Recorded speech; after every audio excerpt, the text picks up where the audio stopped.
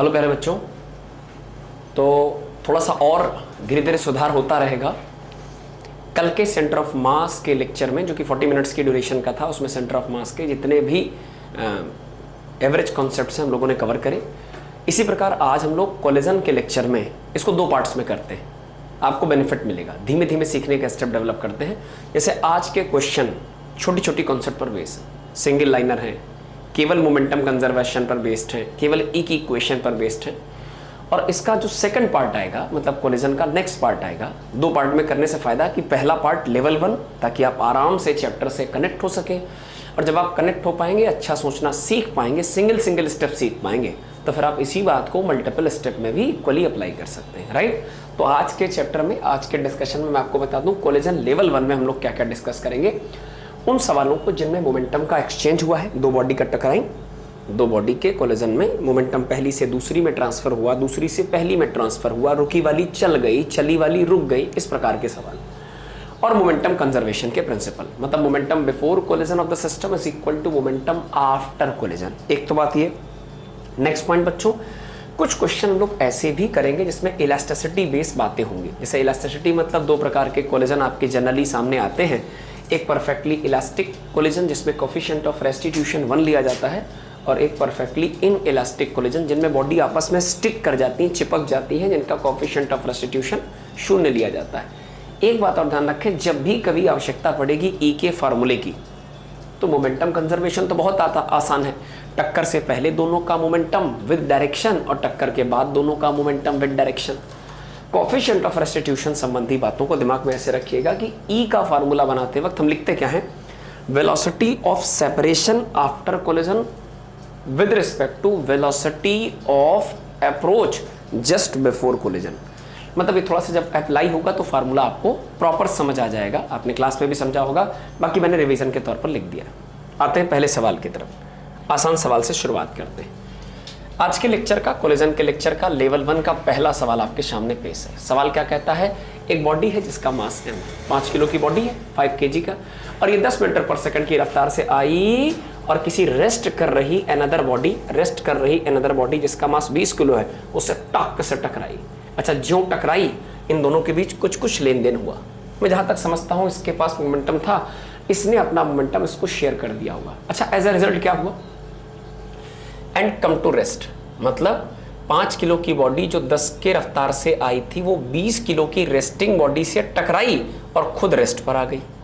तो 5 किलो वाली 10 की स्पीड से आई, 20 से टकराई। ये कोलिजन के पहले का फोटो है, और टकराने के बाद ये खुद रेस्ट पर आ गई और 20 वाली चल पड़ी। So this is the photo just before collision and this is the photo just after collision.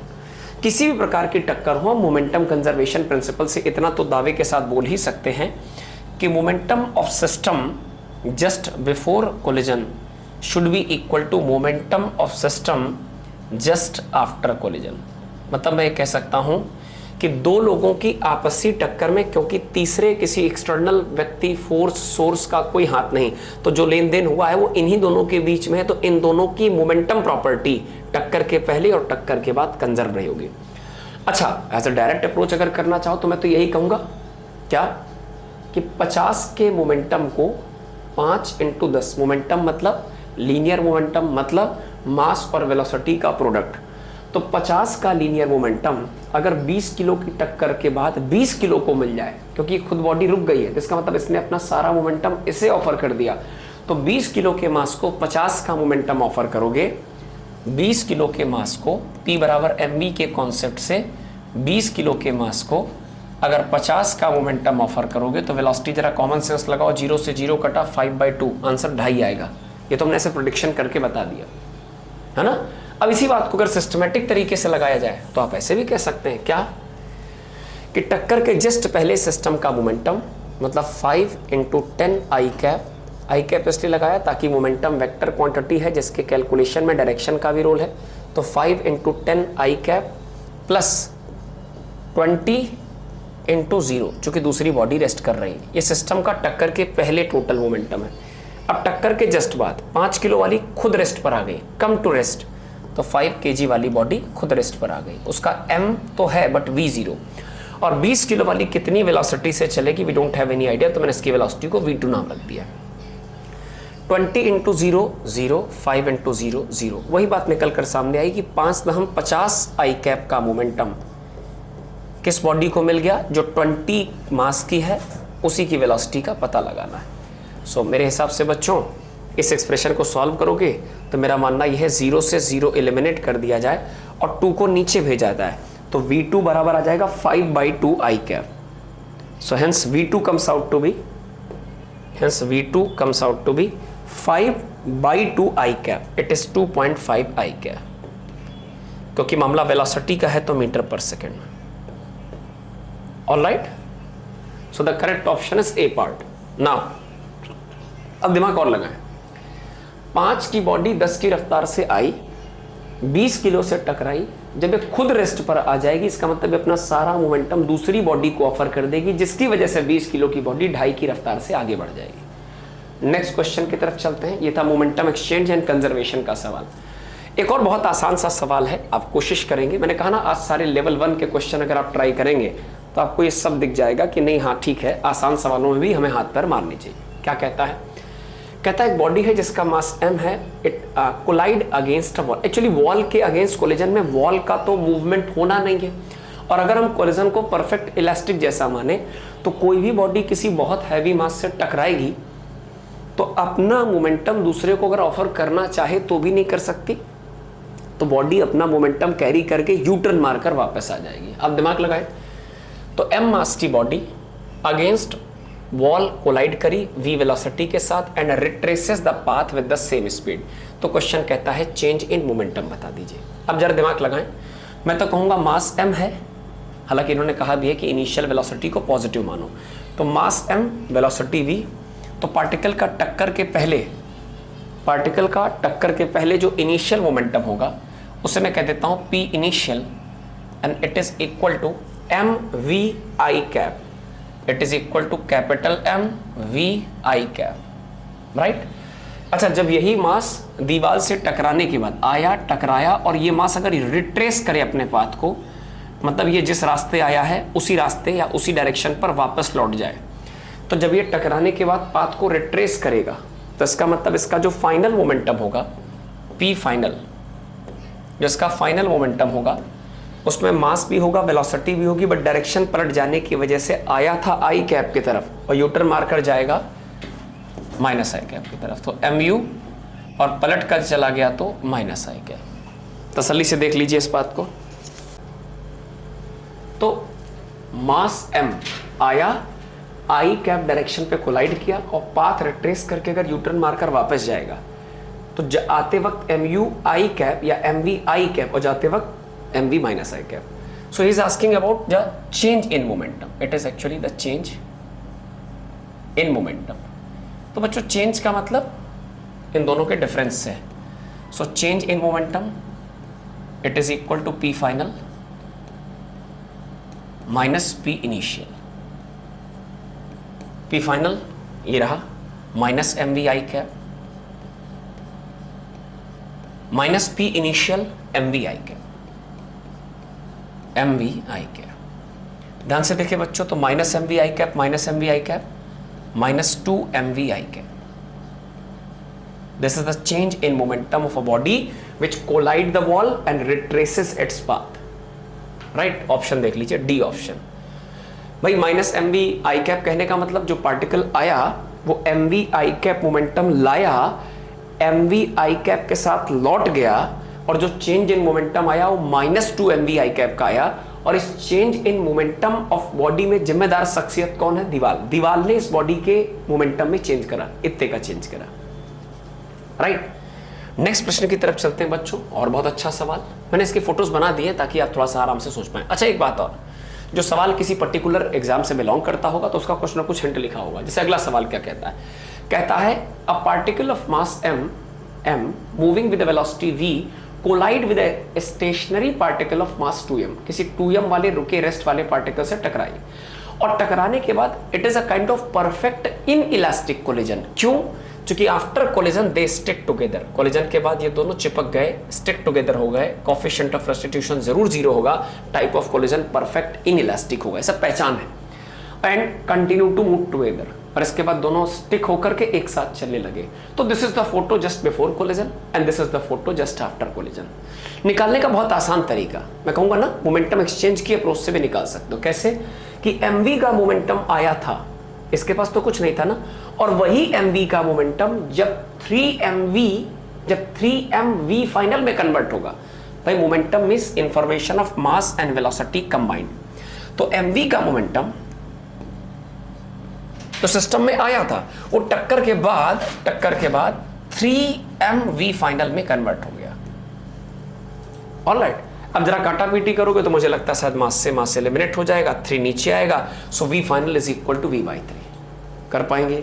फिलहाल मैं इसको हटा रहा हूं, मतलब मैं इसको प्रॉपर उसी अप्रोच से कर रहा हूं जैसे हम लोग सवाल करते हैं। क्या दिमाग लगाएं, हम तो भाई एक ही अप्रोच जानते हैं, वो है मोमेंटम कंजर्वेशन, क्योंकि टक्कर के पहले दोनों का मिलाकर मोमेंटम इज इक्वल टू टक्कर के बाद दोनों जब स्टिक टुगेदर हो गए तो सिस्टम का मोमेंटम।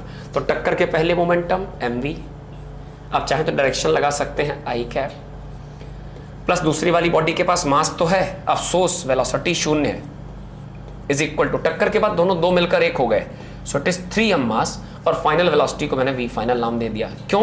टक्कर के पहले 2 का मोमेंटम इज इक्वल टू टक्कर के बाद दोनों चिपक कर 1 बन गए, 1 का मोमेंटम। 0 से कोई मतलब नहीं, तो इधर बचा बच्चों mv i cap, it is equal to 3mv final. m से m कैंसिल होता हुआ जब 3 को नीचे ले जाओगे, so final velocity of stuck mass, total mass की फाइनल वेलोसिटी ये v/3i कैप आ जाएगी।